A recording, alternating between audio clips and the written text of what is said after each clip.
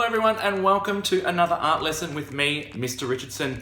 This activity is aimed for my grade 2 students and it is based around the artist Jen Stark. Jen Stark is an American artist that specializes in vivid, colorful sculptures made out of paper. She first learned how to do this when she studied art in France, and all she could afford was to buy some cheap colored construction paper and see what she could do with it. And she would manage to turn this into some fabulous 3D sculptures that looked like they just exploded out of the ground and had lots and lots of bright colors. But not only that, she then sort of diverged into another area where she did murals with a similar effect. Layers and layers and layers of colored, bending stripes.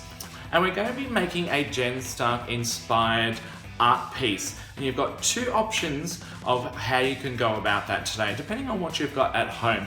So, first of all, what you can do is if you've got colored paper, then you can grab a whole bunch of this. Doesn't matter what sizes they are, they can be small to large. A variety of sizes actually is really helpful because you'll start off small and then work your way up to a bigger size paper.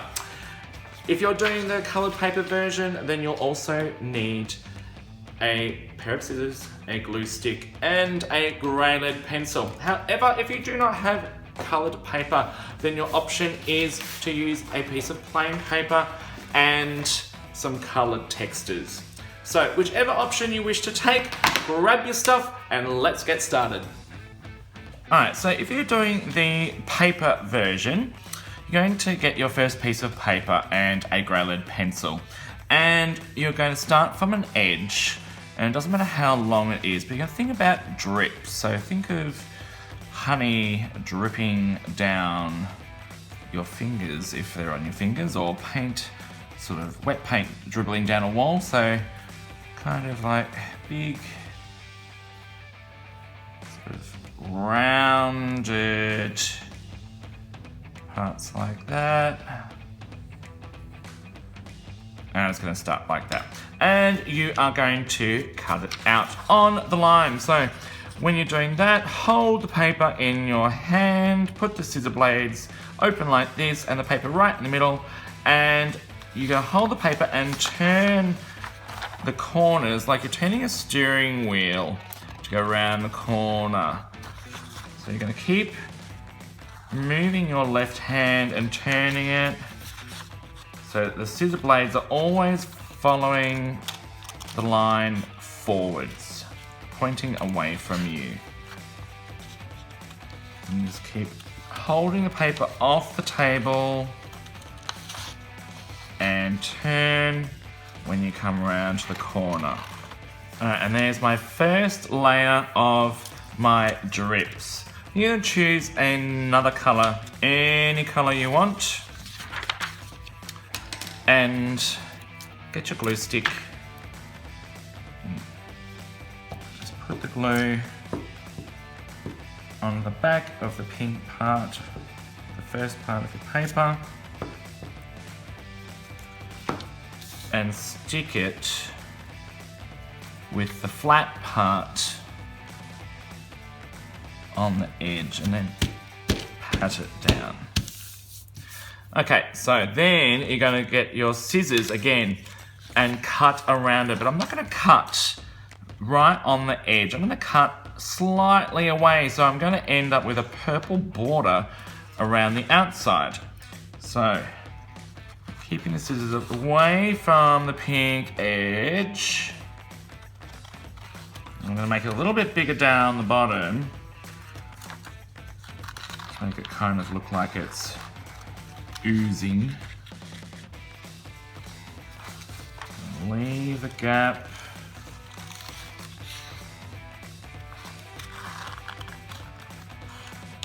Okay, and that is my picture with 2 layers on there. And notice that the gaps are starting to get smaller.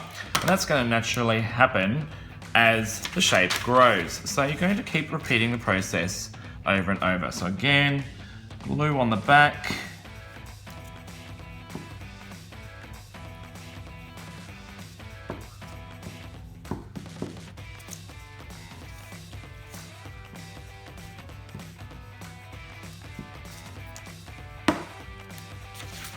flat part at the top. Pat it flat, make sure it's stuck really well, and repeat the process of cutting slightly away from the edge. Okay, so you can see that the gap's already closed in there. It's getting very close in there, so it's going to naturally grow and grow. And you're going to keep repeating this over and over and over and over and over until your dripping shape grows in size. So I'm going to keep going with this, and then you're going to check out what it looks like after I've added more layers. And there you have it, folks. There is my Jen Stark inspired coloured paper collage that I've just done layers and layers and layers and layers. That took me quite a while to do that, and I had to stop pretty much because I didn't have any more paper big enough size for it to fit on.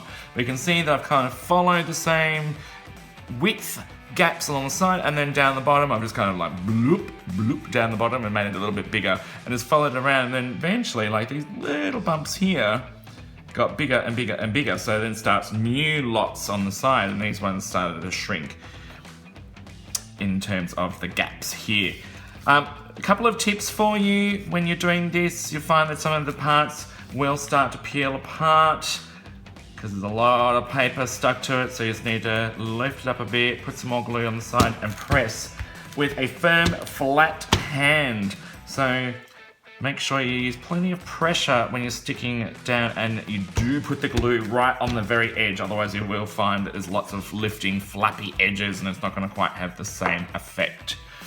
Now, if you are not doing the paper version, then you can do the coloured texta version, and it's very much similar to what the paper one is. So you can take a line for a walk,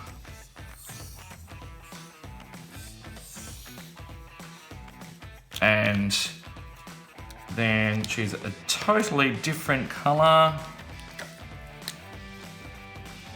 and you're going to follow around to create another section.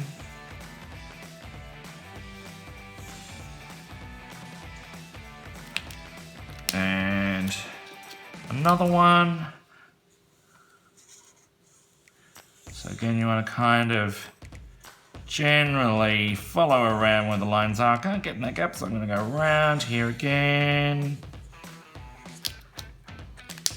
And another colour.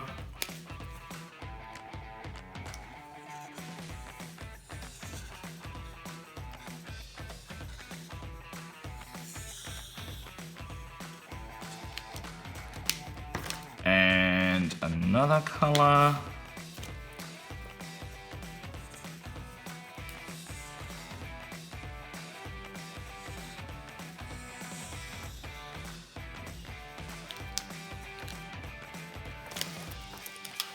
And another one.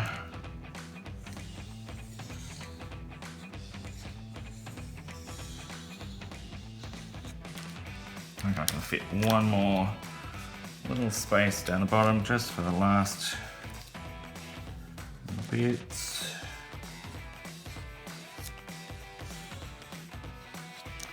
And then you're going to colour in each section. So this one's green, this one's pink, orange, blue, so on and so forth. This is the texta one that I made.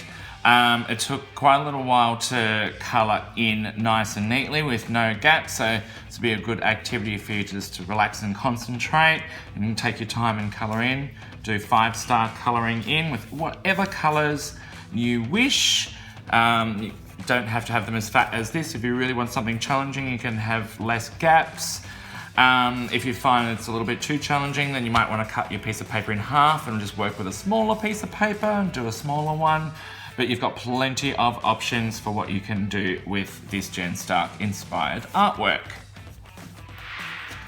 So here it is. I've got my 2 different versions of my Jen Stark art pieces, either the paper collage or the color texture artwork. The choice is yours with whatever materials you have got at home.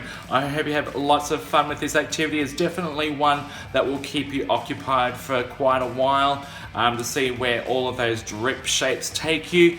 But anyway, I can't wait to see what your results are going to be. Have fun, and I'll see you around next time. Bye.